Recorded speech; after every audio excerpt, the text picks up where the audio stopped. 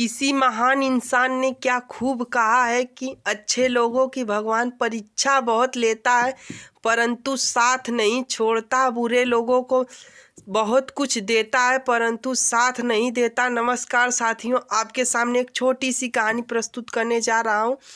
एक बार की बात है, मास्टर साहब थे, वह सब लड़कों को पढ़ाते थे, सबको पढ़ाते थे और भगवान से विनती करते रहते थे, प्रभु हमको भी सरकारी नौकरी दे दीजिए ताकि मैं सरकारी नौकरी पा जाऊं। अच्छे से लोगों को पढ़ाता ही हूं, अच्छे से और पढ़ाऊं सबको।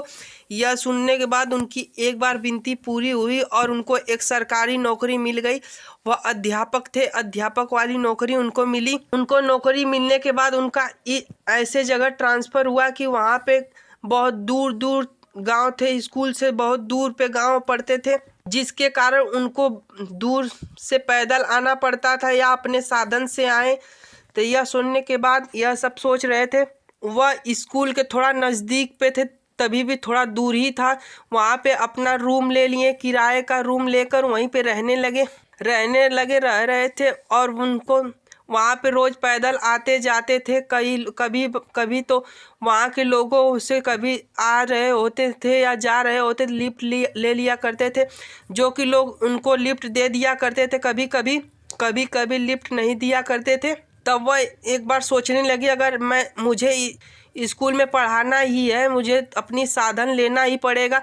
यह सोचने के बाद अपना जो उनका वेतन आता था उसको पैसा को जोड़ कर एक मोटरसाइकिल ले लिए। लेकिन अपनी जो पुरानी स्थिति को था, जो वह भूले नहीं थे।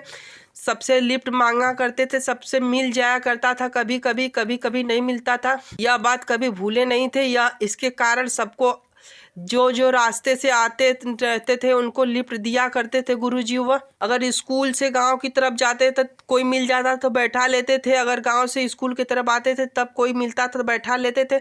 सबको यह पता था कि गुरुजी के मोटरसाइकिल पे लिफ्ट तो जरूर मिल ही जाएगी। यह सोचने के बाद सब उनके मोटरसाइकिल से सफ़र करते थे। रोज़ किसी न किसी को रोज़ बैठा कर लेकर जाते थे। एक बार की बात है, वह स्कूल से गांव की तरफ जा रहे थे, अचानक कोई उनके मोटरसाइकिल पर सवारी नहीं मिला। तो यह सोच देखने के बाद वह बहुत ही अफसोस में होने लगे, बहुत ही उदास हो गए। यह सोचते हुए घर पे जा रहे थे, अचानक उनको एक बीच रास्ते में एक आदमी मिला और बोलने लगा, गुरुजी हमको भी लिफ्ट दे दीजिए, थोड़ा आगे तक छोड़ दीजिएगा।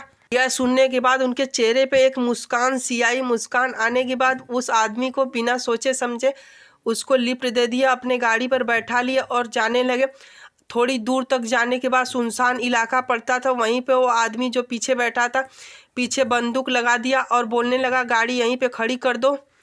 तब गुरुजी को कुछ समझ में आता, उससे पहले वो गाड़ी वह रुकवाने के बाद वह बोला कि मैं गाड़ी लेकर जा रहा हूँ। तब गुरुजी बोलने लगे, तुम क्यों गाड़ी लेकर जा रहे हो? तो यह बोलने लगा हुआ कि मैं तुम्हारी गाड़ी को कब्जा किया, मैं इस गाड़ी को डाका मतलब कर लिया, उसको चुरा रहा हूँ, मैं लेकर जा रहा हूँ।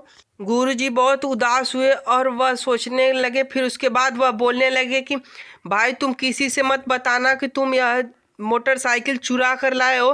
तब यह सुनने के बाद वह बोलने लगा, क्यों ना कहूँ। तब वह बोलने लगे कि तुम ऐसा कहोगे तो कोई भी तुमको मार देगा या कुछ कर देगा, और इस रास्ते पर आने के बाद कोई किसी को लिफ्ट नहीं देगा, जिससे किसी को भी दिक्कत परेशानी हो सकती है। तुम्हारे चक्कर में सबकी क्रेडिट खराब हो सकती है, किसी को नहीं लिफ्ट मिलेगा, इसके कारण तुम किसी से बताना मत। अब यह बात सुनने के बाद वो जो चोर था उसके भी दिमाग में एक पल आया कि गुरुजी कितने महान हैं और सबके बारे में सोच रहे हैं, अपने बारे में पहले नहीं सोच रहे हैं। यह सोचने के बाद फिर उसके दिमाग में एक ख्याल आया कि अगर मैं इनका बाइक नहीं चुराता हूँ तो मैं खाऊंगा क्या, पीऊंगा क्या। यह सोचने के बाद वह गाड़ी को लेकर रफू चक्कर हो गया। यह लेकर जाने के बाद गुरुजी बहुत उदास हो गए। उदास होने के बाद वह पैदल अपने घर पे आए। घर पे आने के बाद खाना पीना खाए, उस गाड़ी की याद में थे। वह याद में कैसे करके वह रात भर सोए नहीं। उसके बाद वह सुबह हो गई, उठकर अपना मंजन करने के लिए बाहर अपने बरामदे में आए तो वहाँ पे एक चीज़ देखे कि वह चौंक गए और सोचने लगे ऐसा क्या है। कुछ और नहीं था, उनका बाइक वहीं पे खड़ा किया गया था और उसी बाइक पे एक पत्र भी चिपकाया गया था।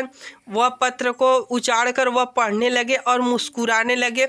वह चोर पत्र लिखा हुआ था। चोर यह पत्र में लिखा था कि मैं इस बाइक को आपसे चुराने के बाद सीधा कबाड़ी वाले के पास गया और बेचने के लिए उसके पास गया तो पहले कबाड़ी वाला यह बाइक को देखा और बोलने लगा कि मास्टर जी की बाइक तुम क्या कर रहे हो। तो यह सुनने के बाद मैं कैसे कैसे करके अपना जान बचा के वहाँ से भागा और उधर और कई लोग जहाँ जहाँ मैं गया तहाँ सब लोग तुम्हारी बाइक आपके बाइक को कह रहे थे गुरुजी की बाइक तुम क्या कहाँ से लेकर जा रहे हो, कैसे कैसे जान बचा के आ रहा था। तो बीच में ही हवलदार रोक लिए और बोलने लगे गुरुजी की बाइक तुम कहाँ लेकर जा रहे हो, तुम कौन हो।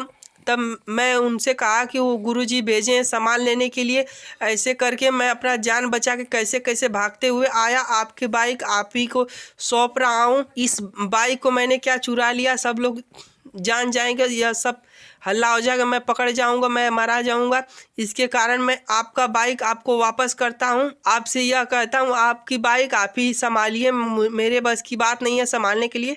तब गुरुजी सोचने लगे भगवान मैं किसी का बुरा नहीं किया था इसलिए मेरा भी बुरा नहीं हुआ।